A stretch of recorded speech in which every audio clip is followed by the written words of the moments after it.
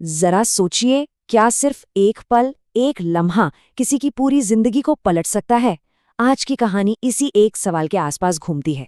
एक राजा है, एक नर्तकी है, और है वो एक पल जिसने सच में सब कुछ बदल कर रख दिया। देखिए, इस कहानी का जो सार है वो यही है। ये हमें याद दिलाता है कि जिंदगी हमें इंतजार करने का ज्यादा मौका देती नहीं। जो भी सुधारना है, जो कहना है, जो बदलना है, वो अभी करना होगा। कल का सच में कोई भरोसा नहीं। तो कहानी हमें ले चलती है एक बहुत ही शानदार महल में, जहां एक बूढ़ा राजा अपनी गद्दी पर बैठा है। चारों तरफ जबरदस्त जश्न का माहौल है, एक ऐसा उत्सव जो पूरी रात चलने वाला है। लेकिन हाँ, इस सारी चमक दमक के पीछे ना कुछ बहुत गहरे राज दफन है। अब इस जश्न में हर किरदार अपनी एक अलग कहानी लिए बैठा है। एक राजा जो अपनी गद्दी छोड़ने को तैयार ही नहीं है, एक बहुत मशहूर नर्तकी है जो सबका मनोरंजन कर रही है, एक थका हुआ तबला वादक, राजा के गुरु और उनके बच्चे, राजकुमार और राजकुमारी। ऊपर से देखने में तो सब कुछ नॉर्मल लग रहा है, लेकिन उस रात हर किसी के दिल में एक तूफान छिपा हुआ था। रात ढल रही है और सुबह की पहली किरण बस दस्तक देने ही वाली है। अब बेचारा तबला वादक लगातार बजाते बजाते उसकी आंखें भारी होने लगती हैं। नर्तकी ये देख लेती है और उसका दिल बैठ जाता है। वो सोचती है, अगर राजा की नज़र पड़ गई तो इस बेचारे की तो खैर नहीं। तो उसे जगाने के लिए बिना किसी का ध्यान खींचे वो बड़ी होशियारी से एक दोहा गाती है। ये दोहा ही इस पूरी कहानी का दिल है। इसका मतलब बिल्कुल सीधा है।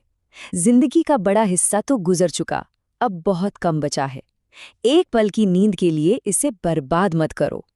तबला वादक के लिए ये एक चेतावनी थी और वो फौरन चौकन्ना हो गया। लेकिन किसी ने नहीं सोचा था कि यही शब्द दरबार में बैठे दूसरे लोगों के दिलों में एक अलग ही आग लगा देंगे। और बस यहीं से कहानी में एक जबरदस्त मोड़ आता है।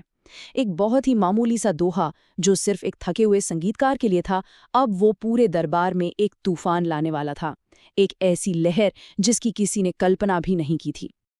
सबसे पहला धमाका करता है युवराज। वो अचानक खड़ा होता है, अपना मुकुट उतारकर नर्तकी के कदमों में रख देता है और कांपती हुई आवाज में कबूल करता है कि आज रात वो अपने ही पिता की हत्या करने वाला था।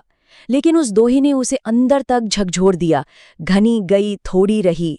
उसे लगा कि सिंहासन तो एक दिन उसका होगा ही, तो फिर इस घिनौने पाप का बोझ जिंदगी भर क्यों उठाए।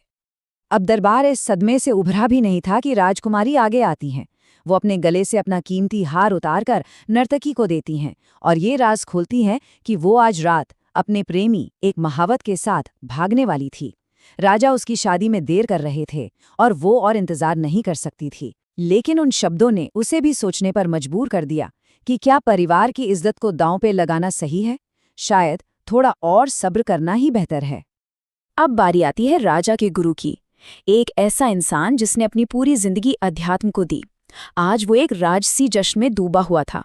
जब उसने वो दोहा सुना तो उसे लगा जैसे किसी ने उसे गहरी नींद से जगा दिया हो। उसे अपने भूल का एहसास हुआ। घनी गई थोड़ी रही। ये समय दरबार में बर्बाद करने का नहीं, बल्कि भक्ति में लीन होने का है। उन्होंने सोने के सिक्कों की वो थैली नर्तकी को दी और बिना एक शब्द कहे वहां से चले गए। ये सब देखकर राजा का तो जैसे खून खौल उठा। उसे लगा कि ये नर्तकी कोई जादूगरनी है जिसने उसके पूरे परिवार को लूट लिया है। वो उसे सजा देने ही वाला था कि तभी उसे अपने बच्चों और गुरु के कबूल नामों का असली मतलब समझ आया और एक पल में उसका सारा गुस्सा शर्मिंदगी और पछतावे में बदल गया। राजा को एहसास हुआ कि वो एक ऐसे सिंहासन पर बैठा था जिसके नीचे साजिशों का जाल बिछा था। उस एक पल में उसने अपनी पूरी जिंदगी का हिसाब लगाया और अपनी सारी गलतियों को सुधारने का फैसला कर लिया। उसने तुरंत 3 बड़े ऐलान किए। बिना एक पल भी गंवाए राजा ने अपने बेटे को नया राजा घोषित कर दिया। सिंहासन के लिए उसकी बेसब्री ही खत्म कर दी। फिर अपनी बेटी की तरफ मुड़कर कहा, दरबार में मौजूद किसी भी राजकुमार को अपने पति के रूप में चुन लो, और उसके दिल का बोझ भी हल्का कर दिया। और आखिर में उसने खुद राजपाट त्याग कर जंगल जाने का फैसला किया। एक ही पल में उसने हर समस्या की जड़ को ही खत्म कर डाला। इसी को कहते हैं रिपल इफेक्ट। जैसे शांत पानी में कंकड़ फेंकने से लहरें दूर तक फैल जाती हैं, बिल्कुल वैसे ही नर्तकी के एक दोहे ने पूरे दरबार की किस्मत बदल दी। सोचिए, एक दोहे ने एक हत्यारों की, एक परिवार को टूटने से बचाया, एक गुरु को उसकी राह दिखाई और एक राजा को उसकी जिम्मेदारियों का एहसास कराया। लेकिन कहानी का असली सार तो अभी बाकी है। जब नर्तकी ने देखा कि उसके अनजाने में कहे गए शब्दों ने इतने लोगों की जिंदगी बदल दी, तो उसने खुद से सवाल किया, मैं दूसरों को ज्ञान दे रही हूं, पर मेरी अपनी जिंदगी का क्या? और उसी पल उसने भी नृत्य को हमेशा के लिए त्याग कर भक्ति का मार्ग अपनाने का फैसला कर लिया। और यही हमें ये समझ आता है कि ये कहानी किसी राजा या नर्तकी की है ही नहीं। ये कहानी हम सबकी है। हमारी जिंदगी की घड़ी भी तो लगातार चल रही है। घनी गई थोड़ी रही का सच हम सबके लिए है। सवाल ये नहीं कि कितना समय बीत गया, बल्कि ये है कि जो बचा है उसका हम क्या करेंगे। तो ये कहानी हमें एक बहुत सीधे से सवाल पर लाके छोड़ती है। अगर घनी गई थोड़ी रही अपनी जिंदगी का भी सच है, तो हम अपनी कहानी में क्या बदलना चाहेंगे? इस पर जरूर सोचिएगा।